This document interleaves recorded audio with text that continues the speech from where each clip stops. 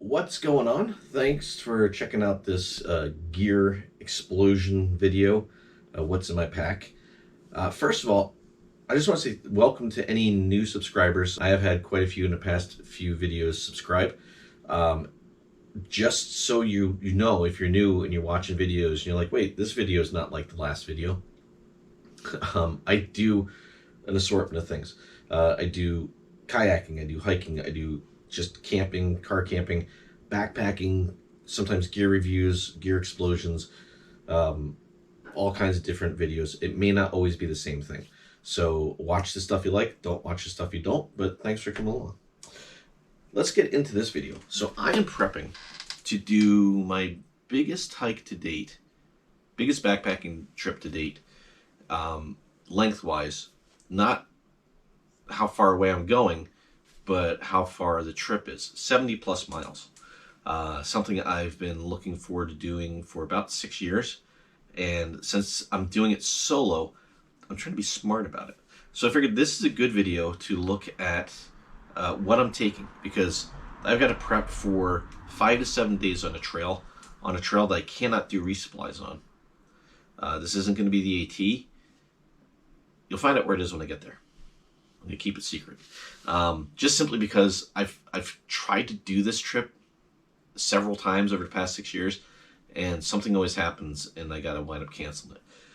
Either I don't have the time or COVID, all different kinds of things. So until I'm at the trailhead, I'm not going to say where I'm going. So I've made some changes to my gear, and I've made, well, big changes to the food since the last backpacking trip, and I'll get into that. But I'll go over it real quick, what I'm going to take. So in case you're thinking of doing a big trip, you know, you can kind of get an idea that even people who do this quite a bit got to do a little thinking on what they're going to take. So for my pack, I'm taking my Osprey Exos.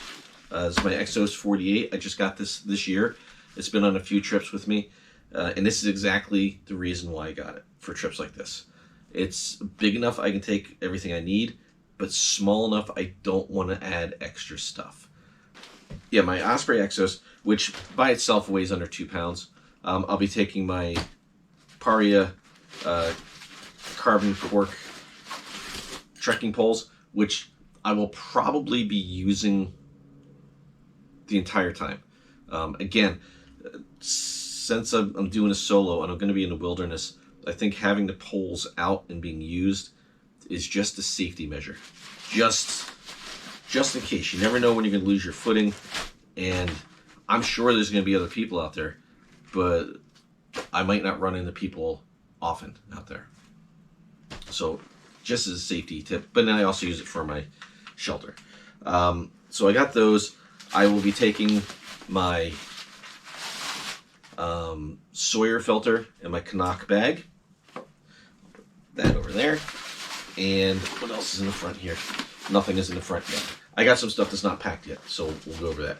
I'm going to take my, this is my hammock chair, my bushcraft hammock chair. It's light, it's compressed, it's nice and small. I'm not going to be taking a regular chair, but I'll talk about that in a minute too, because I'm replacing that weight with something else that's multi-use. So I've got the hammock chair, so if I do have a day where I have a shorter trip, like a shorter day, and I want to spend a little time in camp and relax, I have somewhere to sit and not constantly be in my sleeping hammock. And then what else do I have in here? Just a bandana, which I generally use for a hat, and that's it in that pocket.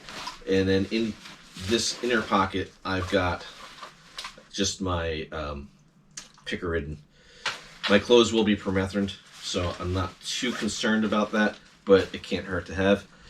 And then I've got my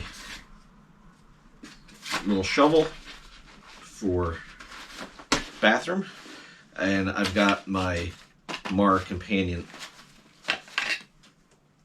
HD. That's all I've got on the outside of the pack.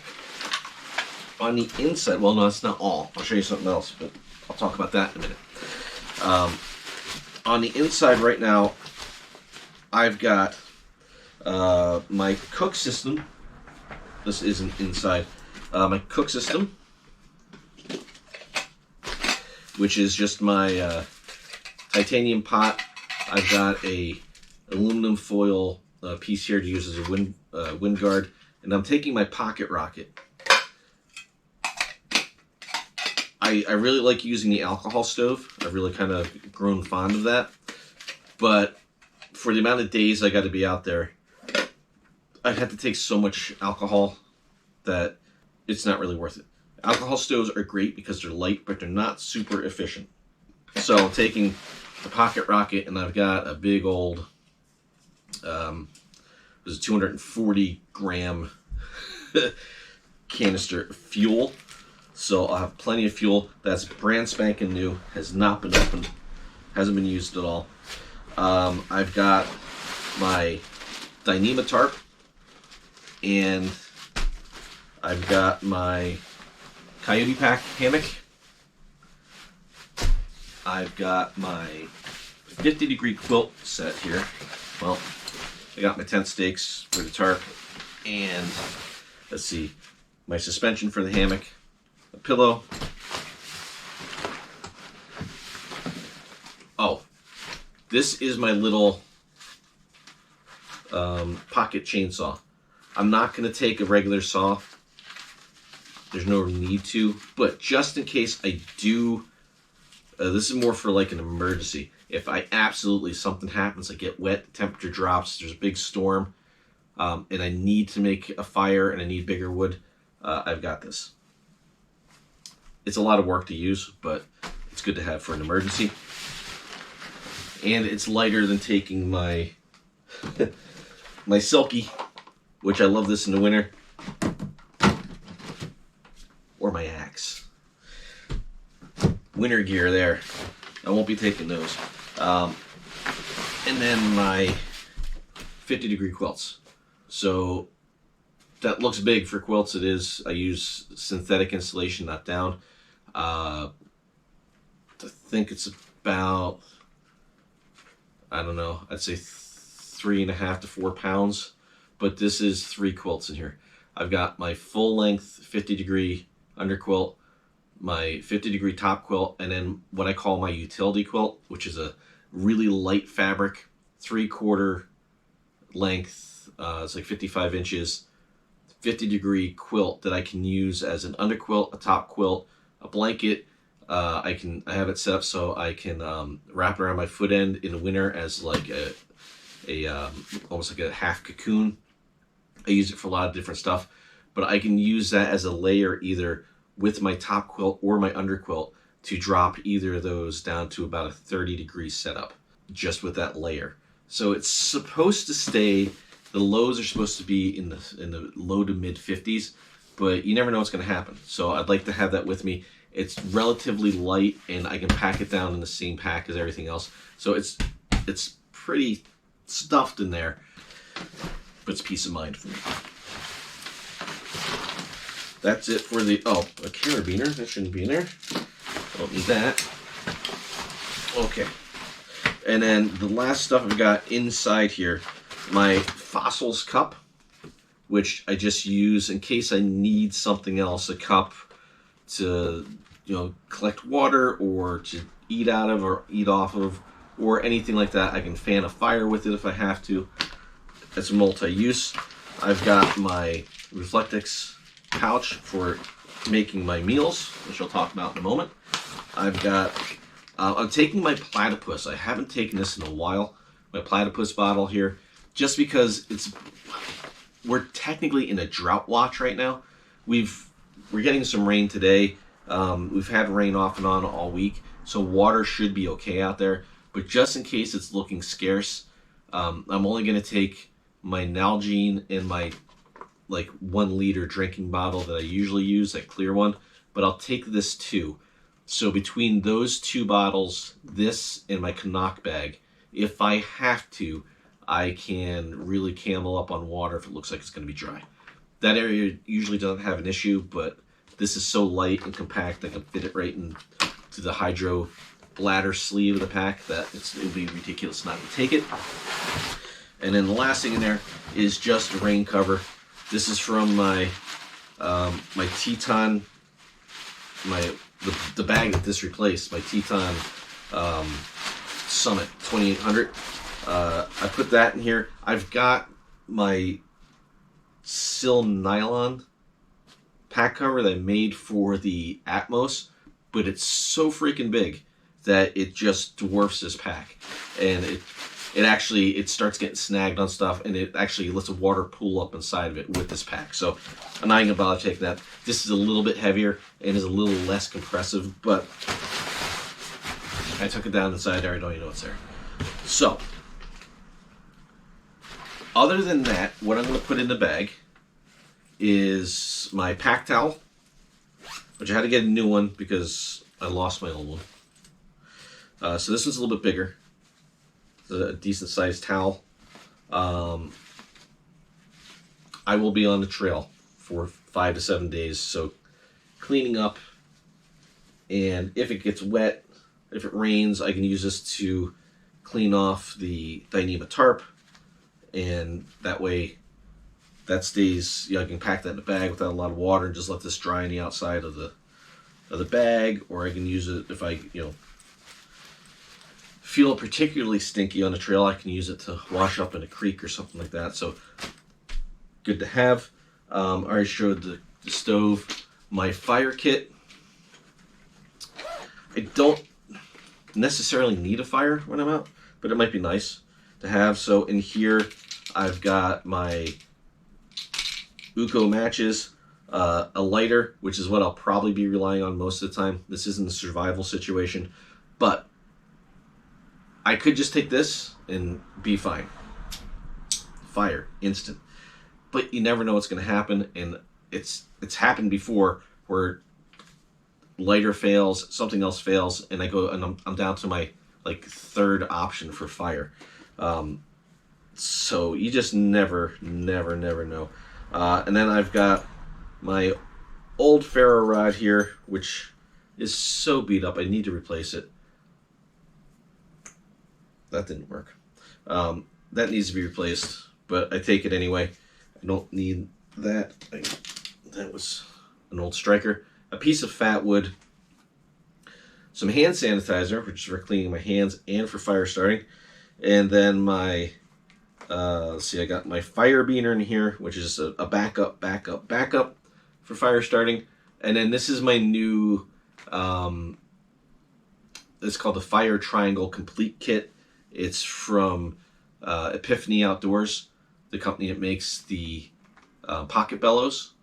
I got this. It has a small striker and ferro rod. It's got the pocket bellows, and it's also got some beeswax soaked pieces of twine as a fire starter. So again, it's fall. I don't think I'll need a fire to survive, but being out that long, I take the full fire kit, because those are the kind of things that if you don't have them, you miss them if you need them. So I got my fire kit. I'm gonna take my my rain gear. This is my Sil Poly rain hoodie that I made for the the Gerard Trail. I made this for, and then a rain kilt I have in here, and so I put it in here, and I really like it. And it's just Sil Poly, compresses down real small, pretty light, and if I need it, the weather's looking pretty good. But since this is so small, compact, and light, might as well take it instead of taking a full rain jacket. Let's see, what else? I'll take my power bank. This is my Anker Power Core, and you may notice it's got an orange, reflective orange tape on there. For whatever reason, my phone only likes to charge from one port. Everything else charges fine on both ports. My phone only likes the one. So if I plug it into the other one, it just won't charge at all. It won't get any worse, but it won't get any better. It'll only charge from this one. So I figured to make it easy, So I don't have to sit there and try to think about which one it is and plug it in and forget about it. I'll go for the orange one. So I put a little reflective tape on there. I will take, and that's a 20,100 milliamp hour battery pack. I know I don't have really good phone signal out where I'm going, so the phone will probably be in airplane mode. I'll just be using it for photos. I might have the GPS on so I can use it to track the map. I'll have a paper map with me too. But I don't think I'll be using a lot of battery power on the phone. And if I do, I don't really care because I'm really only going to be using it for to have it. I'll be charging the GoPro, which I'm using right now. That'll go with me too. I will take my my puffy jacket, and what else I got? Well, okay, I've got my first aid kit, and in here, yep, I'm going to this because I'm going to show a couple new things too. So I've got, we'll talk about that in a second. I've got hand sanitizer. I know it's redundant, but I got hand sanitizer. It is amazing how dirty your hands can get, and having hand sanitizer is good. And then I've got some compressed toilet paper, and then I've got assorted bandages and there's burn cream, there's sunscreen, there's bandages, there's a gauze pad, there's insect repellent, there's all kinds of stuff in here that you might need. It's my standard first aid kit. It goes right in a little bag, nice and small. That's going to go all in here. And then new stuff. So I am taking a couple new things on this trip that I've changed. All the stuff I've shown so far is pretty straightforward. I will get into my food too, because we know the fiasco from the AT with the 4 Patriots. But I showed my Sawyer filter. That is always my go-to. For years I've been carrying, I want to say it was Purines. I think that's what it was called. I got their water drops, or purification drops, I got in a monthly subscription box. And I've had them in my pack, in my kit, in the winter usually, as my backup, just in case it's too cold to use my filter, or something happens, I'm using the filter and I forget to leave it in my pocket and it freezes. They always had those water drops. But I've had them for years, and I've never opened the bottle. I've never had to resort to them. And they're probably expired by now. So I picked up, instead, I'm replacing those with Aquamira. Aquamira is a 2-part solution. You put a couple drops of part A into this little cup. This comes off. I still got them wrapped. So this lid actually comes off. It's a measuring cup. So you put a couple drops in here of A, of B, you shake it up, it turns yellow, you pour it in your water, you let it sit for I think a half hour, and it purifies your water.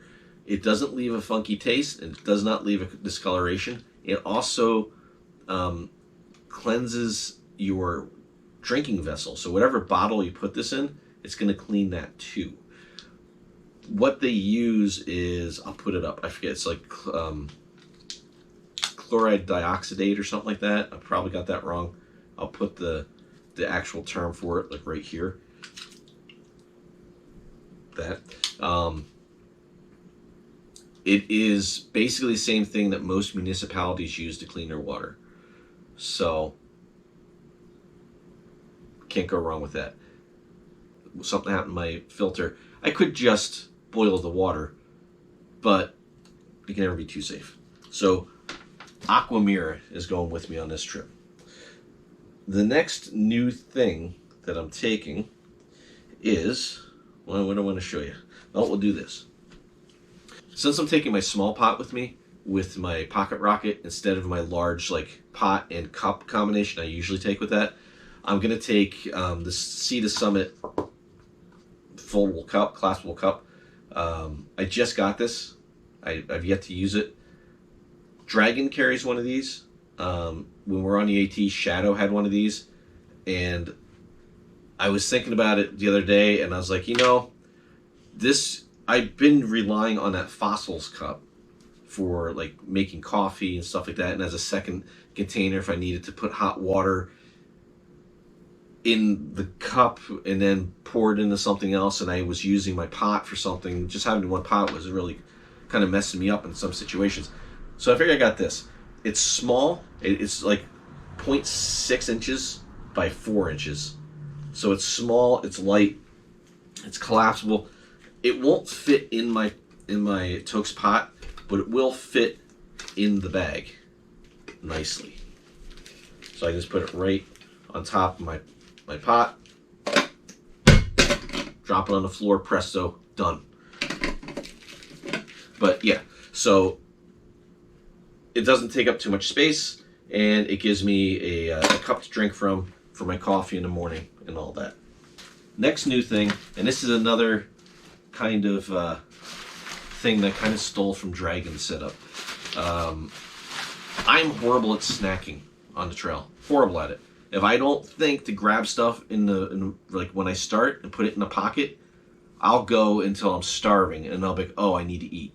That's not going to be an option for this trip. I'm going to need to keep my calorie count up. So Dragon has that. It's like it's this. It's just a pouch that clips on to the front of the backpack, and it hangs right in front of you like this. So I can keep snacks in here. I can keep whatever I want to keep in here. I keep an extra battery for the GoPro. I can keep snacks in here. I can keep hand sanitizer, whatever I want, right in the front pouch. It's always accessible, and that way I feel like I want a snack, I can just reach in and grab a snack. Just put my snacks for the day right here. So I made it out of Sil Poly. I made it so, I mean, my bag is black and orange, so I made it orange and black. So it matches the bag.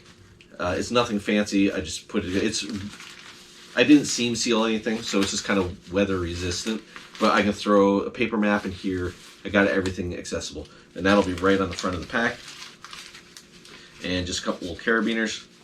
Clip it on, like so. Well, I don't think that was in frame. So I put a couple carabiners on there. You just clip it on both sides. It hangs right from the front of the pack. And that was absolutely, I thought about it and I was like, you know, Dragon's been using that for a while. I like that idea. I've got the material to do it. Just made one. I think it's gonna come out. It's gonna work out well.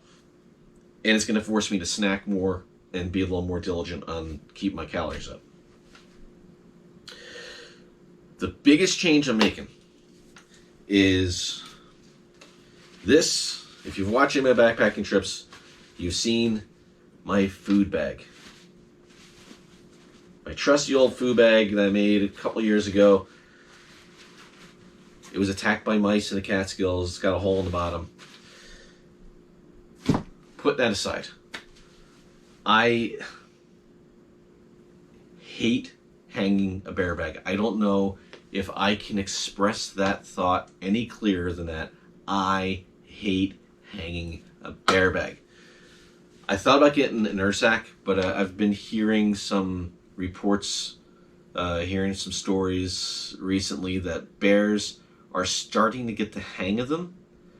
And I think it was down in the Smokies, the bears down there have learned how to just tear them apart. I don't know if they figured out how to get them off the tree. Like it's just a knot. Maybe they're learning knots. I don't know. But they're figuring out how to get their claws in there and rip them apart. And I mean, that's like $80, $90 for an Ursack. And I didn't know if I wanted to drop that much money on something that may need to go back to the drawing board. I'm sure Ursack will figure it out and they'll come out with a new version of it.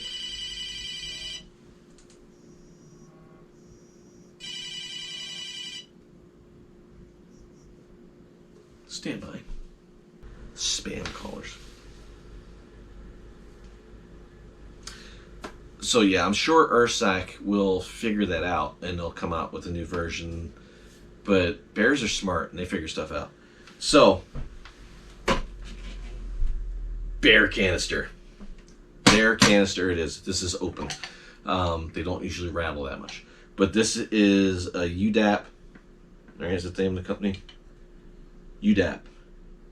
I forget what that stands for. The No Fed Bear bear resistant container. Panda has one of these, and she's really seemed to like it. They're big and they're a little bit bulky, and they're heavy. It's like 2.4 pounds when it's empty. But my camp chair that I usually take with me is about 2 pounds. I can use this as a stool. No more camp chair. When I'm taking this, when I'm going somewhere where I think I need a bear canister, I will take the bear canister in the hammock chair. That way, if I want to lounge in camp, I've got the hammock chair, or I can just sit on this, and it's about the same weight. But this is now multi-purpose. The only downside with the bear canister, other than the weight, is that it doesn't get smaller as you take the food out, so it's always as big. But I've loaded the pack up, and I've put this in it to see if it'll fit, and it fits fine. But it means I don't have to hang a bear bag. And for me, that is really the worst camp chore. When you get to camp and you're tired and you just want to relax and you eat and you start getting that food coma, and then you gotta go hang that stupid bag. You gotta find a branch to put the rope over. My cord always gets snagged on 75 things that weren't there when I started, and I hate it. I can't stand a bear bag. In a case of don't do what I do, I usually just take my food bag and put it on my camp chair right next to the head end of my hammock, with the intent of if something comes in the camp and starts sniffing around, I'm just going to unzip my hammock and punch it in the nose. That is really how I handle my food 90% of the time anymore. I keep a real conscious eye out as I'm approaching where I think I'm going to camp, looking for bear scat or signs of animal disturbances. And if I don't see much, I just sleep with my food. You can ask anybody who's backpacked with me. Usually, unless there's evidence of bears or it's in a high-risk bear area, I just put the food in the odor-proof bag, inside my food bag, inside my backpack, and if I think there might be something around, I'll spray the whole thing down with bug spray, so it just smells like bug spray. Don't do that. Don't do what I do. I've been lucky so far. The funny thing is, when that bag got attacked by mice, it was hanging up. I hung the bear bag, and it still got chewed through by mice. So I'm going to use the bear canister, and I can just put my food in it and put it outside of camp, wedge it under a rock or in a tree or something like that, and it should be good. So, yeah. But what am I going to put in it? What am I going to put in this in this thing? It won't be for Patriots, I'll tell you that. It won't be that. I usually dehydrate my own food, or I'll take something like rice sides, Norris rice sides, or something like that, with chicken packets. But what I did for this trip is I dehydrated a bunch of chili. I made chili with meat, beans, onions, tomatoes, black olives, some mild peppers, chili powder, tomato sauce. Did I say tomatoes? Tomatoes, and rice. And I made that, and I put it on my dehydrator, and I got 8 servings out of that for the trail. So I'm going to take, I won't need 8 servings, but I'll take 6 servings, 7 servings. I'll take enough for 7 days. I'll take 7 servings of that, and I'll take 7 servings of what I found is super easy to make, couscous. Do I have any here? Yeah, here's my bag of couscous. So I could do either or for lunch or dinner, it doesn't matter. But I'm kind of counting the couscous as my lunch. But it's just, I took couscous, I can get it, I forget what the company is that I get it from. It's like New Nature or Nature Land or something like that. And it comes in a box. There's like 3 servings per box, like 3 serving sizes. But I just split the box in half. And it's got little packets of seasoning. So I just put it all together, I mix it up, and then split that in half. And then I just put it into Ziploc bags. So I got enough here for 7 days of lunches or dinners. And then what I'll do is if I'm feeling extra hungry, I'll take turkey sausage and cheese sticks, like you get them in the. I got them in the refrigerator. I'm not gonna get them right now. But there's like little turkey sausage with Colby Jack cheese, like you put in like a kid's lunch or something. But I'm like a kid, whatever. But I might take those, cut them up, and throw them in with this when I'm cooking it if I want a little bit extra in there. So that's gonna be my lunches or dinners. I'll have the chili for lunches or dinners. And what I'm really excited for is my breakfast, because I got just Quaker Oats, and then I've got a couple that are Quaker Oats with dehydrated banana chips, a couple that have dehydrated blueberries, and apples or strawberries. But all of them, I mixed in that peanut butter, PB2 powdered peanut butter. But I found the powdered peanut butter with cocoa powder in there too. So it's chocolate peanut butter oatmeal with fruit. I had enough to make breakfast for the trip, but I tried some of the cocoa peanut butter powder, and it's really good. So I'm really looking forward to that. So plenty of calories and nutrition for my meals. But like I said before, I'm horrible at snacking. So I'm doing something different for my snacks. And I know you might be thinking, this guy's talking a lot about food for a trip. But remember, food and calories are your fuel. And if it's happened to me, I've been on trail and not eaten well, like snacked but not like high calorie stuff, and I start getting calorie tired. And it happened on EAT when I was eating those 4 Patriots meals. There's not enough calories in them. So by the time we got to camp, I was just run down. I could feel it a mile or 2 from camp. I just was like run down. I don't want that to happen. That was an overnight, so it wasn't a big deal. But if I'm going to be out there for a week, I don't want to keep my calories up. So I'm going to take my tried and true Cliff Bars with me. I'm also going to take some trail mix, which I verified has no sunflower seeds in it. I'm allergic to those. It's a weird thing to be allergic to. But I'm also going to take these Scratch Labs Energy Chews. These are another thing that I got in a monthly subscription box a few years ago. Not these exact ones, but I took them with me and I really like them. And I keep meaning to order more, and I never do. So this for this trip, I'm like, you know what, I'm going to order some. I've got orange. Orange. These are blueberry.